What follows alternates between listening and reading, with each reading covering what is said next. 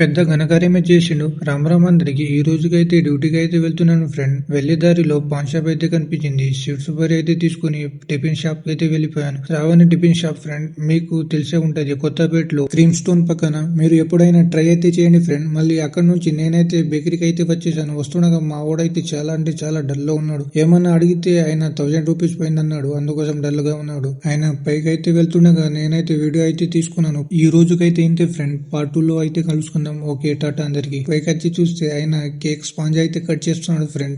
మా వాడైతే కేక్ అయితే రెడీ చేస్తున్నాడు. మళ్ళీ అక్కడ నుంచి అయితే ఈ రోజు అయితే పిస్తా హౌస్ కి అయితే వెళ్తున్నాను ఫ్రెండ్స్. ఎందుకంటే మా ఫ్రెండ్స్ వాళ్ళు చెప్పారు పిస్తా హౌస్ చాయ్ బాగుంటదని. అందుకోసం పిస్తా హౌస్ కి అయితే వెళ్ళాను.